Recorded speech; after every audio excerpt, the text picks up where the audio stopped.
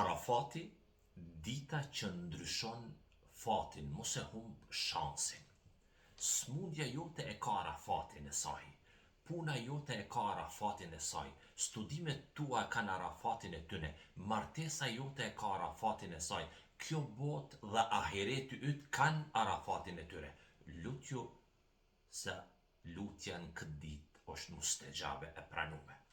Të parët tanë të mirë, Allahu i mëshirof gjithë, i ruanin lutjet e tyne, posaçërisht për ditën e Arafatit, i ruanin lutjet e tyne për ditën e Arafatit.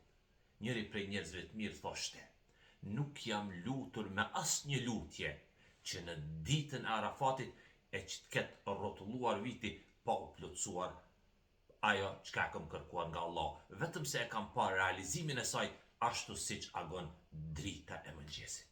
Lutja më e mirë është lutja në ditën e Arafatit. Kjo është mundësia jote ime, o robi Allahut. Lutja në këtë ditë është e pranuar bre. Izolohu nga kjo botë në këtë ditë. Dita e Arafatit nuk është dita për blerje, as për tubime, as për fashetheme. Largohu nga telefoni. Në këtë ditë largohu nga çdo gjë.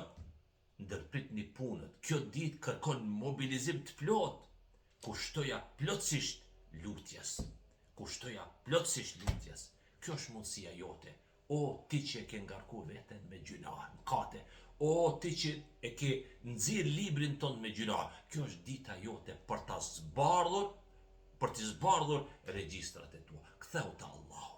Drejtoju Allahut. Kërko prej Allahut falje, mëshirë, shpëtim nga zjarmi i xhenemit. Të lutem.